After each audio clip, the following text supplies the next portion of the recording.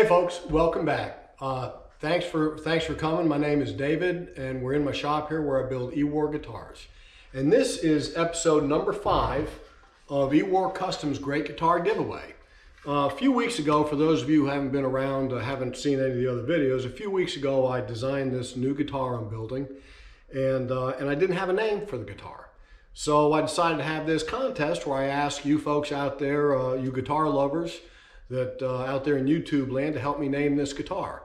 And so the way to get in the contest is A, become a subscriber to the channel, and B, send me the name that you think I ought to call this guitar.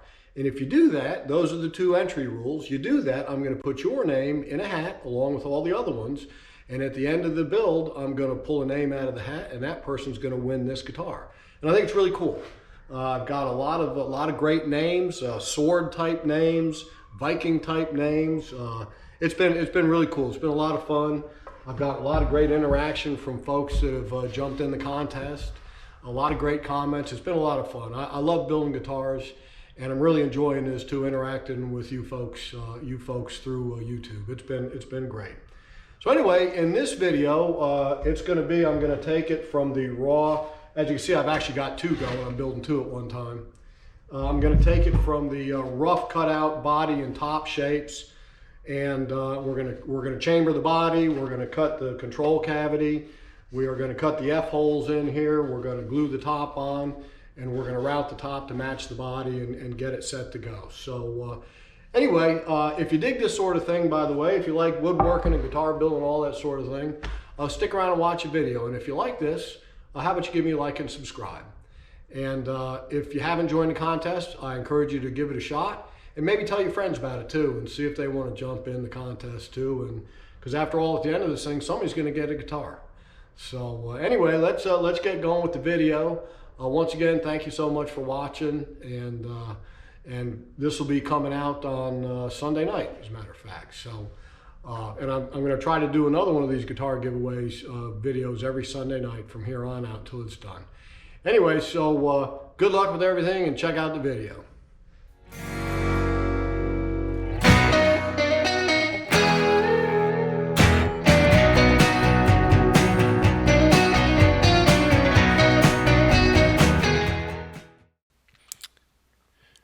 So here I'm getting ready to stick my template, my chambering template on the body. I'm putting a little double-sided sticky tape there. But as you can see, there's not a whole lot of template, so I'm also going to put a couple of screws in there that are going to get covered up when the top goes on. So I'm measuring the top, the thickness of the bottom. I'm going to keep 3/8 on the back. So I'll just go through first with my Forstner bit and the drill press, and I'll hog out as much of that material as I can before I take to it with my router. I don't drill it. I drill it just shallow enough so when I route it, I get rid of those little points from the drill bit.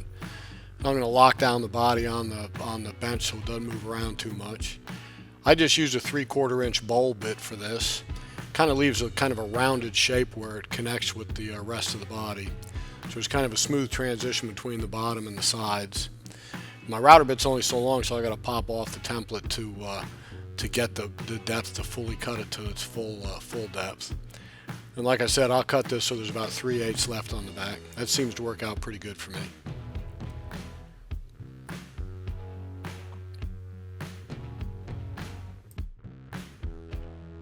Okay, so I got the chamber all cut in both bodies. It took out 1 pound 6 ounces out of this one. I think that was kind of cool. So now I still have to, I want to route my chase way for the pickup wiring to bring it down into the cavity.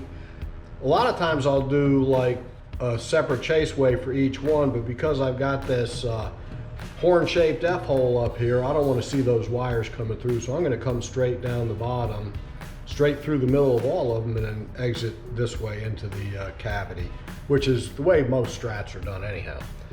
Three pickup guitars are done anyway. So, and I still have to route or cut in my control cavity opening on this side here too. So I'm about to do that, and then I'll be ready to glue those tops on.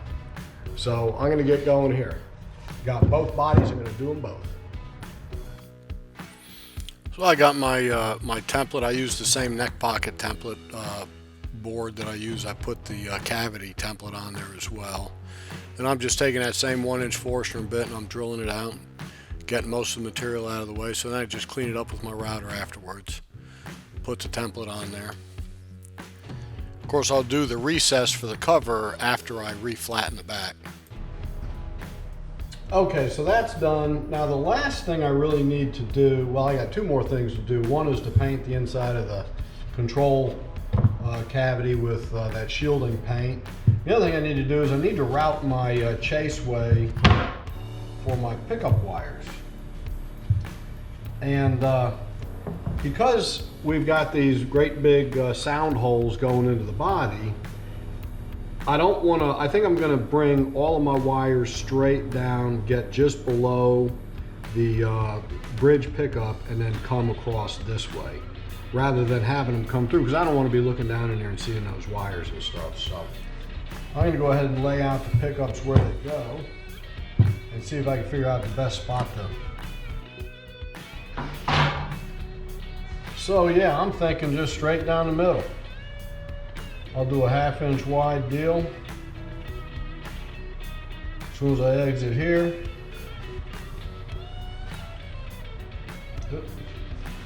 I'll just turn and something like that, I think. I gotta lay my bridge on there just to make sure I've got the bridge laying up here.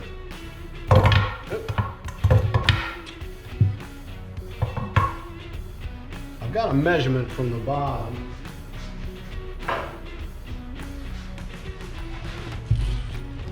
Now, just for rough purposes, I got the bridge drawn on this thing. I think it's around 7. It's about 7 1/8. That's going to basically be the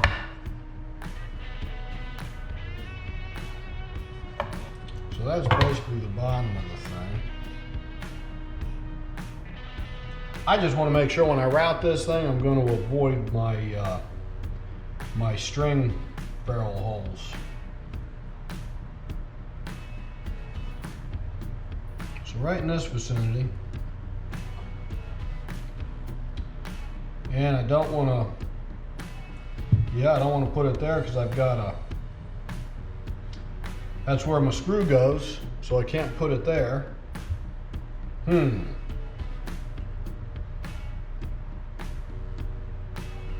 Interesting. I suppose I can cut them into this side.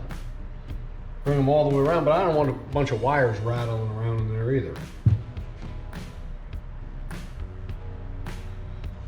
Let's see, let me lay a top on there. It's got the F-holes actually cut in it.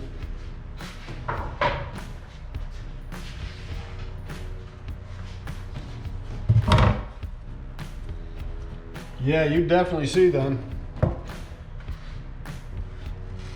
You look in that hole and there ain't a whole lot of coverage between the, I mean, you definitely see in there, those are pretty good size holes. Let me think here. Okay, so I think I figured it out. So what I've got my pickup mounting screw is going to go right about here, and my bridge mounting screw is going to go right about here. I've got my string throughs are going to go here. So I'm kind of running out of places, and I go up through here to get from my center chaseway into here. I'm going to be too close to the edge of that F-hole, and I don't want to see the wires. So, and my 1/2 inch router bit is kind of wide. That just doesn't leave me enough room for each of those 2 screws to feel comfortable about. But I think I could I think I'm going to take my 3/8 Forstner bit and drill a series of holes along here to get to this spot, and then I'll route that with the 1/2 inch. That way it picks me up a little more clearance for those screws. Gives me a little bit of meat for them 2 screws to bite into. And I think that'll work all right. I'll just go through with this and I'll take my chisel and kind of clean it up. So that's what I'm going to do. Yeah, it really pays to have all your hardware on hand when you're doing, especially a new design like this, because all these little things, they can really screw you up in the end if you don't get these slots right. I think that ought to work pretty good. Now I'm just going to run the 1/2 inch right up the middle, and we should be good to go.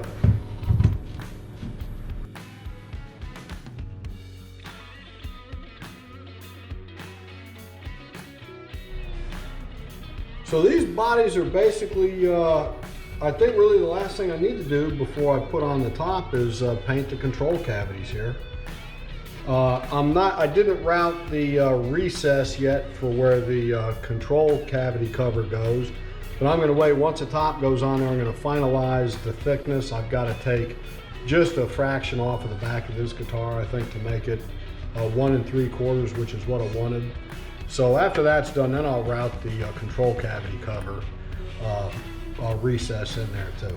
So but for now, I'm going to paint the inside. I'm also going to mark out the back where the control cavity is, or where the chamber is, and I'm going to paint the back of this thing black too. So we have a completely sealed, shielded cavity in there. So anyway, I'm going to set up and do that next. I always do 2 coats of the shielding paint, and then I test it with my ohm meter to make sure I have connectivity. It takes a couple coats to get enough of the little metal fibers built up to make it a shield. So I'm going to lay out the F-holes and get ready to cut them up in my scroll saw. So what I'm going to do is I'm going to lay the template on top of my tops. Here, get it all lined up nice. I'm only going to use this template for the location of the F-hole because it's so tight to get in there and mark it nice. So I'm going to get the general outline of it like so on both sides. Now that I have the location, I'm going to take my F-hole little template thing, which I'll be able to mark it better with this now. Now I could line it up to get it in just the right place. Yeah, so I use that little template so I get a nice crisp line to cut to. Then when I cut it, I use my scroll saw, and I use a fairly coarse blade in it. You don't want one of those really fine blades because it's too much to cut through that 3/8 thick hard maple. This works really good. Hey, so I just want to show you. I got the horn-shaped F-holes, my Horn of Plenty holes cut in. Did that last night on the scroll saw. I just think it looks really cool. I just wanted to show it to you. I think it looks good. Now I got to, the scroll saw cuts pretty smooth, but it still needs a little bit of cleaning up in here. So I've got my my little tongue depressor thing I got, my paint mixer I got, and I glued some 80 grit, some 150 to it. And I got this little guy right here, just another piece of 80 grit, kind of fairly stiff. It was a disc. Well, I'm going to throw this thing up over my vise over there and do a little cleanup sanding on the thing before I glue on the top. Yeah, use whatever I can to get in. I got a little set of files, tongue depressor with sandpaper on it, just sandpaper by itself. Okay, so I'm getting ready to glue the tops onto these things. Paint's all dry. I did 2 coats of the shielding paint, as you can see. Before I did the shielding paint on the tops, I ran them through my surface sander one more time just to get off any fingerprints or double-sided sticky tape glue or anything like that. And I did that with this too. It just kind of cleans it off one last time, gets the pores open back up. I air blowed it off, and so that's set to go. I did that on both bodies. And now what I'm going to do, I've located 2 spots, one up here in the neck pocket and one down here in one of the pickup pockets.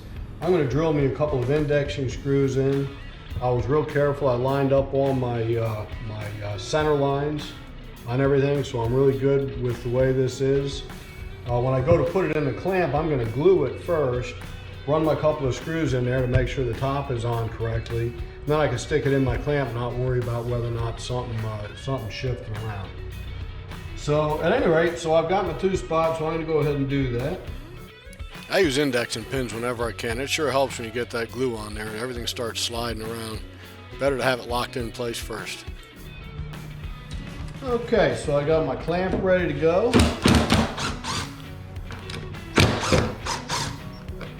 Got my body and my top ready to go. Everything's been cleaned. I'm gonna blow it out one more time, and I'm ready to start gluing. So, something I'm gonna try really hard to do is to keep glue from going down into these black areas here. I've got my trusty toothbrush here and a cup of water to do some cleaning if I got to, but I really don't want to see glue dripping down into those black areas where you can see it through the F-holes, or the horn of plenty holes. So I'm going to try. I'm going to glue up both bodies at once. My clamp over here, I have enough height I could get two identical bodies in there at the same time, which is kind of cool. In the meantime, I'm just going to spread my glue, try to keep it back from the, a little back from the openings, the chambers with the black paint in there. Like to keep it clean, and if it gets in there, it gets in there. I'll clean it out with the water right now, or I'll find out a way to clean it later.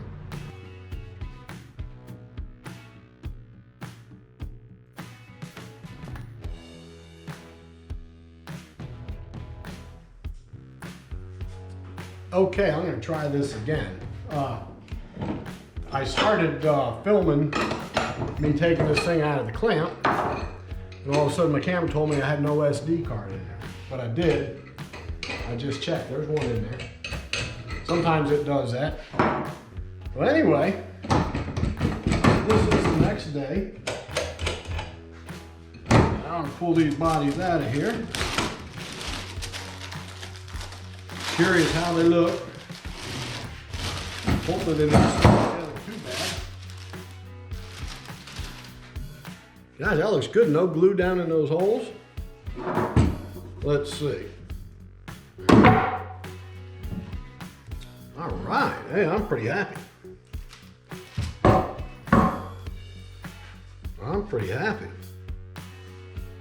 No visible glue in there. Doesn't that look good? Man, that looks great. Nice joint around the edge. Now you see, I always keep my top a little bit larger than the body. The body's already been sanded to almost its final shape. And once I glue the top on, now I'll run it through my router again and trim the top to the body. But that looks good. I'm pleased with that.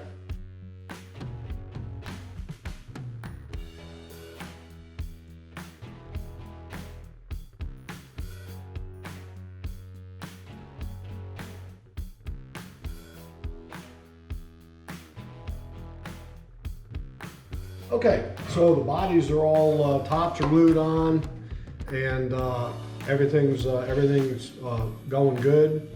I did notice something when I was using my spindle sander just in that last clip, when I was sanding the top to meet the body, that the body was not laying perfectly flat on that milled surface, on that machine surface over there, which I know is pretty darn flat. So I wanted to point something out to you. So if you remember, when I was preparing these pieces of wood, I used my router sled and I surfaced both sides of both the top and the body, and they were basically perfectly flat, or at least as flat as I could possibly get them. They laid real flat together, and they were too. I checked it before I glued it, and they were still looking really good. Now what's happened, I glued the top onto the body, which means I put glue on those two mating surfaces right there. So the back side of the top and the top side of the body. And what that does is it introduces moisture to that side of the wood. Obviously there's not a lot of moisture, so it doesn't go all the way through.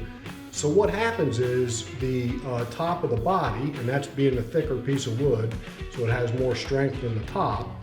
But anyway, what happens is that that surface of this piece of wood begins to swell, and this one doesn't. Now it's just a little bit, but what happens is it swells and it gets longer, right? The top gets longer and the bottom doesn't. And so what happens is it winds up curving like so. Okay, and then I could tell that when I was routing it, when I put my straight edge on it, I could see that that is in fact what has happened. Now this way it's perfectly straight, which makes sense. Right down the middle is perfectly flat and perfectly straight on both sides because that didn't move. It only moved like this way with the grain. So at any rate, I always leave my bodies just a smidge thick. You know, my ultimate thickness, I want it to be 1 3/4. And right now, it is, it's about a 1 11/16, maybe a little bit shy of that. I guess that would be a big 1 25, 30 seconds. Or for everybody in the rest of the world, it's about 4.6 centimeters. So why we haven't switched to the metric system, I don't know. I've been using it since I've been doing guitars, or starting to use it a little bit, and I'm really kind of liking it. But anyway, I leave them a little bit thick so I could then surface plane them down and one more time and just get them just right. But before I do that, I'm gonna go ahead and put these in a hot box over there for another few days. I'm going out of town for Christmas to visit my daughter, so this would be a perfect time to stick them in there and just let them sit for a couple days to make sure all the moisture is out, so I've got them perfectly dried, and then I'll run them through my surface sander one more time to get them perfectly flat on both sides, okay? And before I did that, I wanted to do one other thing too. I've been weighing these bodies as I'm going along, and because they're two identical bodies, both these are identical. Really, the only difference is we got African mahogany and we got Honduran mahogany on this one here. So, but I also have two different necks, and so I want to make sure I want to balance the weight of the guitar as I'm going. So, you know, a heavier body would need a heavier neck, because you don't want a super light body with a heavier neck, because then the thing's going to feel like it's diving off on you. So at any rate, so I'm going to weigh these right now and kind of see where we're at. So, okay, here's my scale. Let me turn it down here so you can see what I'm doing. Oop, a little too far. So right there, so that's the Honduran mahogany, and it weighs 4.3 pounds, okay? So that one I'm gonna put over here. And now the African mahogany, which is that vertical grain African mahogany, I'm gonna put that on here. Like I said, these are virtually identical. I use the same template, same everything. Same top woods. This one is 3 pounds, 10 ounces. What did I say the other one was? 4 pounds, 3 ounces? I think so. So it's not much, but it's a little bit, the Honduran mahogany is a little bit heavier, okay? So now I've got two different necks I've been working on too. I've got the curly maple neck here, and then I've got my Honduran mahogany with the leopard wood in the middle. I could feel that this is a bit of a heavier neck. So I'm gonna weigh these two. So the one with Purple Heart, leopard wood, and Honduran mahogany is 2 pounds, 14 ounces, okay? And then the one with the flame maple and Wenge is 2 pounds, 3 ounces. So again, it's a little bit lighter. So I think what I'm gonna do, and I'd have probably done this anyway, because I want to go the Honduran mahogany with the Honduran mahogany. So I'm gonna pair this neck with this body over here, the Honduran mahogany one. And I think it's gonna be a better weight balance on the two, okay? And I'm gonna put the flame maple neck with the African mahogany body. And I think that'll be a good weight deal too. So anyway, that's what I'm gonna do. So for now, I'm gonna go ahead and put those two bodies back into my hot box over there for a few days. Let them dry out real good, and I'll run them through the sander again, and we'll start going on. In the meantime, I'm gonna go ahead and start cutting out these necks. So anyway, thanks you all for watching, and hit like and subscribe if you like this sort of thing. And don't forget to enter my contest. You could win one of these two guitars. Anyway, thanks, good luck, have a Merry Christmas, and we'll see you all soon.